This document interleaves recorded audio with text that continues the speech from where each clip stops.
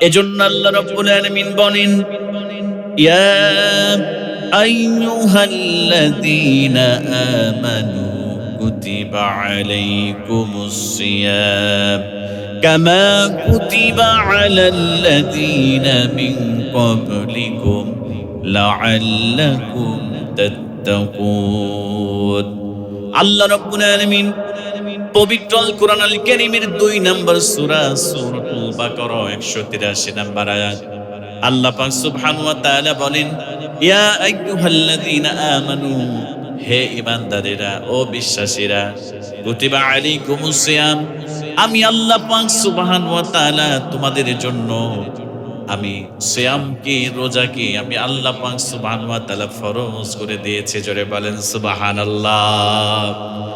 আল্লাহ পাক রব্বুল আলামিন বলেন, ও ঈমানদার বান্দারা, বিশ্বাসী বান্দারা শুনে নাও, আমি আল্লাহ পাক সুবহানাহু ওয়া তাআলা শুধুমাত্র তোমাদের জন্যই রোজাকে ফরজ করি নাই।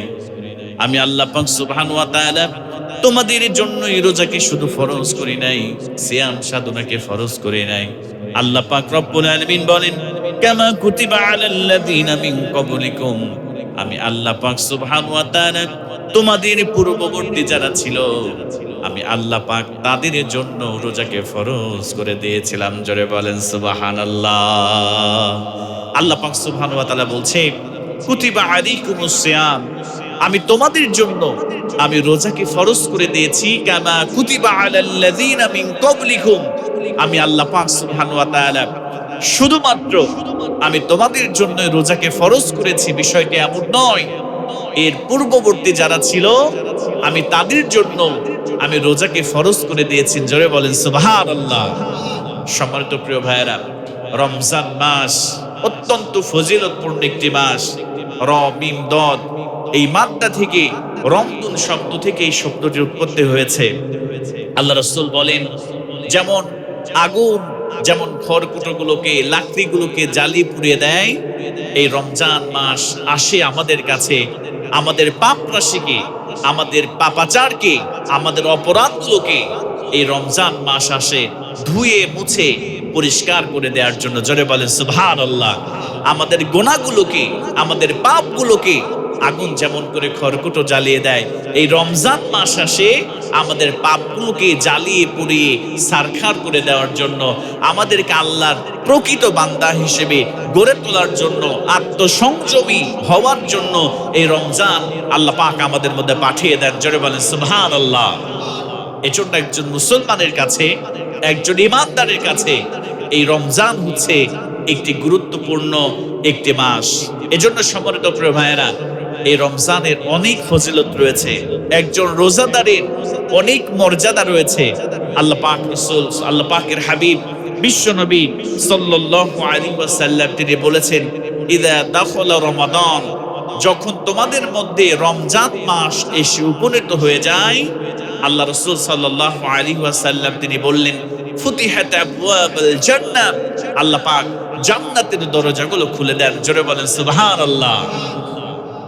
বিশ্বনবী সাল্লাল্লাহু আলাইহি ওয়াসাল্লাম বলেন, ইযা দাখালা রমাদান, যখন তোমাদের মধ্যে রমজান মাস এসে উপনীত হয়ে যায়, আল্লাহ নবীজি বললেন, তোমাদের জন্য আল্লাহ পাক সুবহানাহু ওয়া তাআলা এত পুরস্কার রব্বুল আলামিন রেখে দিয়েছেন।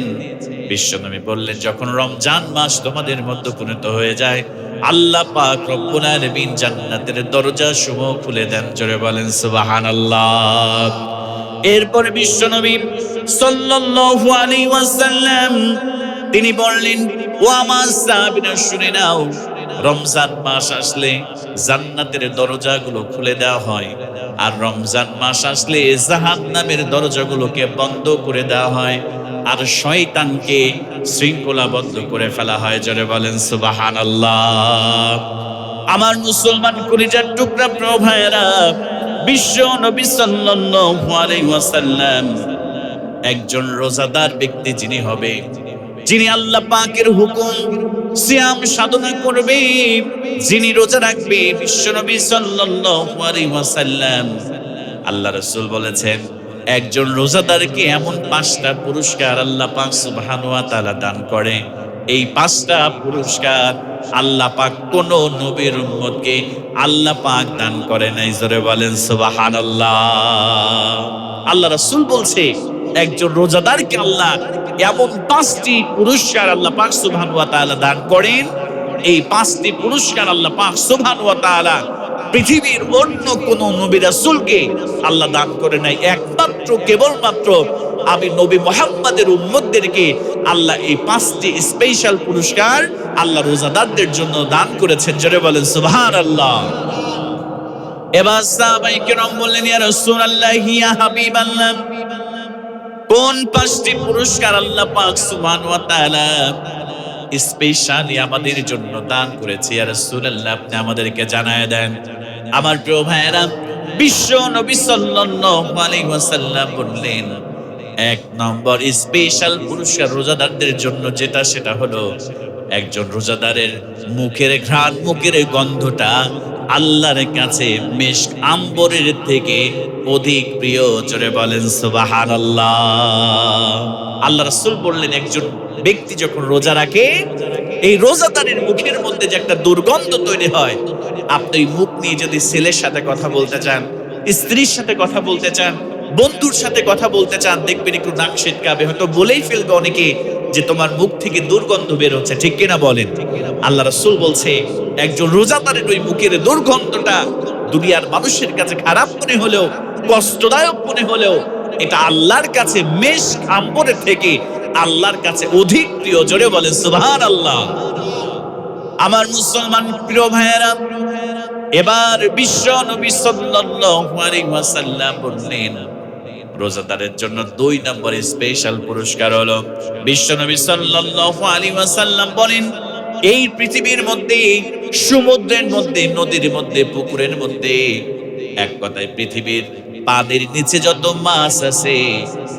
মাছ আছে, সমস্ত মাছগুলো ওই রোজাদারের জন্য মাগফিরাতের দোয়া করতে থাকে, আল্লাহ তোমার এই রোজাদার বান্দার জীবনের সমস্ত গুনাহগুলো তুমি মাফ করে দাও।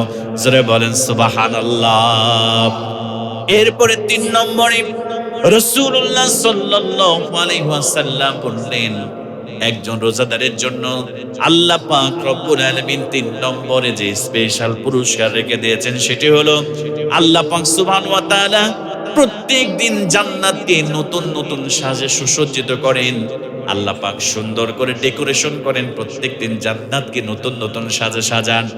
আর রব্বুল আলামিন প্রত্যেকদিন নতুন নতুন সাজে জান্নাতকে সাজানোর পরে জান্নাতকে উদ্দেশ্য করে বলে, ও আমার জান্নাত, আমার রোজাদার বান্দাগুলো খুব অচিরেই তোমার মধ্যে এসে প্রবেশ করবে। জোরে বলেন সুবহানাল্লাহ।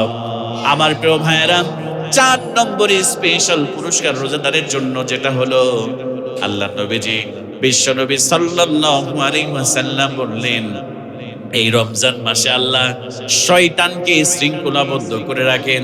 আর পাঁচ নম্বরে স্পেশাল পুরস্কার হলো একজন রোজাদারের জন্য, আল্লাহ রাসূল সাল্লাল্লাহু আলাইহি ওয়াসাল্লাম বললেন, আল্লাহর নবী বললেন, একজন মুসলমান, একজন ইমানদার যদি 30টা সিয়াম সাধনা করতে পারে, 29 অথবা 30টা সিয়াম যদি সাধনা করতে পারে, রোজা যদি রাখতে পারে, আল্লাহ রাসূল বললেন এই রোজাদারকে শেষ রজনীতে আল্লাহ পাক সুবহানাহু ওয়া তাআলা মাফ করে দেন। জোরে বলেন সুবহানাল্লাহ।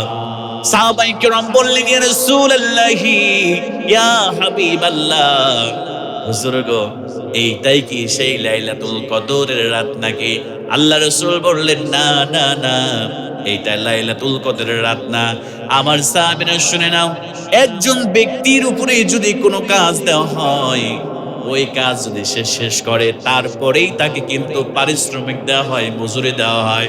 ঠিক তেমনই ভাবে আল্লাহর কোনো বান্দা বান্দি যদি তারা সিয়াম সাধনা করে, পুরো রমজান মাস রোজা রাখে, আল্লাহ পাক সুবহানাহু ওয়া তাআলার এই বান্দাগুলো আল্লাহর দেওয়া অর্পিত, আল্লাহর দেওয়া বিধানকে পালন করার জন্য আল্লাহ পাক তাদের পুরস্কার হিসেবে শেষের দিন আল্লাহ পাক তাদের জীবনের সব গুনাহগুলোকে মাফ করে দেয়। জোরে বলেন সুবহানাল্লাহ। আল্লাহ রাসূল বললেন, 30টা রোজা রাখার পর আল্লাহর দেওয়া যে বিধান পালন করার পরে আল্লাহ পাক রব্বুল ইজ্জাত ওয়াল জালাল তাদের জীবনের আরেকটি গুনাহও আল্লাহ রাখেন না। আল্লাহ পাক রব্বুল আলামিন ওই রোজাদারকে আল্লাহ মাফ করে দেন, জীবনের সমস্ত গুনাহ মাফ করে আল্লাহ তাকে জান্নাত দিয়ে দেন। জোরে বলেন সুবহানাল্লাহ। এই 5টি স্পেশাল পুরস্কার আল্লাহ পাক একজন রোজাদারকে দান করেন। এই স্পেশাল পুরস্কার রোজাদার ছাড়া, উম্মতে মুহাম্মাদি ছাড়া আল্লাহ পাক সুবহানাহু ওয়া তাআলা অন্য কোন নবী রাসূলকে আল্লাহ পাক রব্বুল ইজ্জাত ওয়াল জালাল তিনি দান করেন নাই। জোরে বলেন আল্লাহু আকবার। আমার প্রিয় ভাইয়েরা, শুধু তাই নয়, বিশ্ব নবী সাল্লাল্লাহু আলাইহি ওয়াসাল্লাম বললেন জান্নাতের একটা স্পেশাল দরজা রয়েছে যার নাম হলো রায়্যান। আল্লাহ রাসূল বললেন এই রায়্যান নামক দরজা দিয়া একমাত্র কেবলমাত্র শুধু রোজাদারদেরকে এই দরজা দিয়ে প্রবেশ করানো হবে, অন্য কোনো মানুষ ওই দরজা দিয়ে প্রবেশ করতে পারবে না। আল্লাহ পাক সুবহানাহু ওয়া তাআলা স্পেশাল দরজা দেয়া জান্নাতের মধ্যে রোজাদারকে প্রবেশ করানোর পরে ওই দরজাটা আল্লাহ পাক সুবহানাহু ওয়া তাআলা বন্ধ করে দেবে। তার বাদে ওই দরজা দেয়া আর কোনো মানুষ প্রবেশ করতে পারবে না। জোরে বলেন সুবহানাল্লাহ। এজন্য আমার প্রিয় ভাইয়েরা, একজন মুসলমানের জন্য, একজন ইমানদারের জন্য আল্লাহর বিধানকে ছোট করে দেখা যাবে না। অনেকে মনে করে হুজুর আমি রোজা রাখলে আমার পেটের মধ্যে গ্যাস্ট্রিকের প্রবলেম হয়, আমার কষ্ট হয়, এজন্য অনেকেই রোজা রাখে না। ঠুনকো বিষয়কে কেন্দ্র করে অনেক মুসলমান ভাই এবং বোনেরা রোজা রাখে না। এটা খুবই আফসোসের বিষয়, এটা খুবই দুঃখজনক ব্যাপার।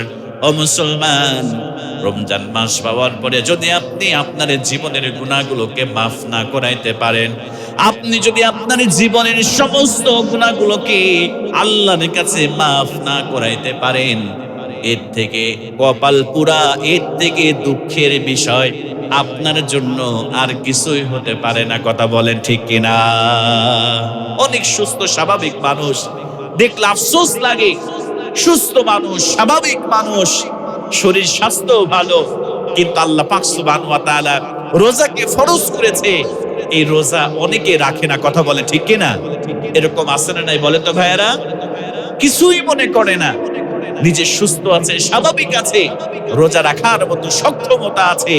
তারপরে আমাদের দেশের কিছু মুসলমান ভাইয়েরা, কিছু ইমানদার ভাইয়েরা, তারা রোজা রাখতে চায় না। বলে হুজুর রোজা রাখলে পেটের মধ্যে গ্যাস্ট্রিক হয়, আমার অনেক প্রবলেম হয়।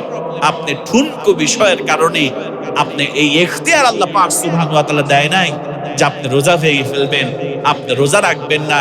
রোজা যদি ইচ্ছাকৃতভাবে একটা রোজা আপনি না রাখেন, এর কাফারা আছে, আপনাকে মিনিমাম একাধারে 60টি রোজা আপনাকে করে দিতে হবে। কথা বলে ঠিক কিনা? আপনি রোজা ছাড়বেন না।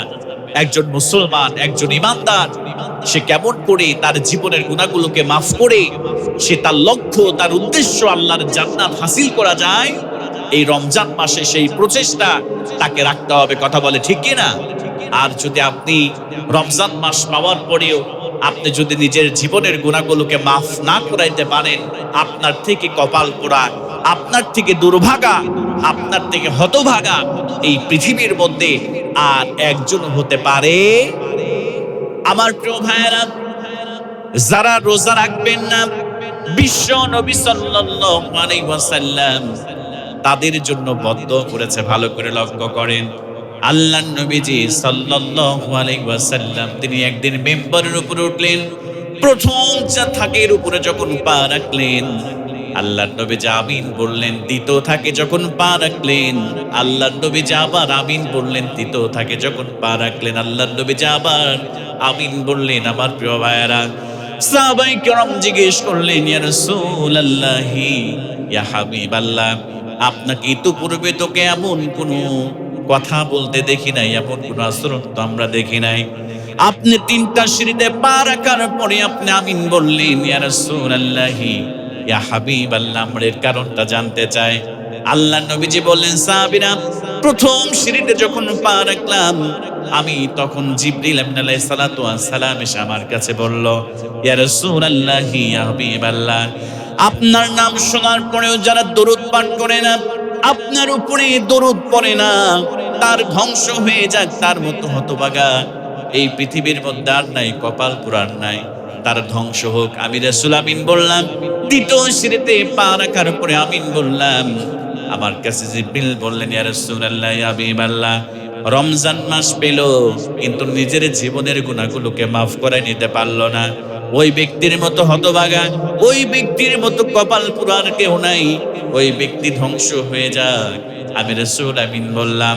আর দ্বিতীয় সিঁড়িতে যখন পা রাখলাম, জিবরিল আমিন আলাইহিস সালাতু ওয়াস সালাম বললেন, ইয়া রাসূলুল্লাহ, যারা বাবা মাকে পেল কিন্তু খেদমত করে জীবনের গুনাহগুলোকে মাফ করাইতে পারলো না, তার ধ্বংস হোক, তার মতো হতভাগা কপাল পুরার নাই। আল্লাহ রাসূল সাল্লাল্লাহু আলাইহি ওয়াসাল্লাম বললেন, এরপরে আমি আমিন বলেছি। জোরে বলেন নাউযুবিল্লাহ। তার মানে প্রিয় ভাইয়েরা, আমরা যদি রমজান মাস পাওয়ার পরে, রোজা পাওয়ার পরে আল্লাহ পাক সুবহানাহু ওয়া তাআলা আমাদেরকে রোজার মধ্যে একটা দৌলত দান করার পরে আমরা যদি রোজা না রাখি, আমরা যদি সিয়াম পালন না করি, ও মুসলমান কলিজার টুকরা প্রিয় ভাইয়েরা, আল্লাহ পাকের কাঠগড়ায় কাল কিয়ামতের দিন আমাদেরকে কিন্তু দাঁড়াতে হবে। এজন্য সিদ্ধান্ত নিয়ে ফেলেন, মনে মনে নিয়ত করে ফেলেন, আল্লাহ পাক যদি আমাদেরকে রমজান পর্যন্ত পৌঁছায় দেয়, আল্লাহ পাক সুবহানাহু ওয়া তাআলা আমাদেরকে যদি আমাদেরকে রোজা পর্যন্ত পৌঁছায় দেয়, আমার যতই কষ্ট হোক না কেন, আমরা ইনশাআল্লাহ আমরা আল্লাহর পন্থায়, দেখানো পন্থায় রমজান মাসের সিয়াম সাধনা আমরা করার চেষ্টা করব ইনশাআল্লাহ। কথা বলে ঠিক কিনা?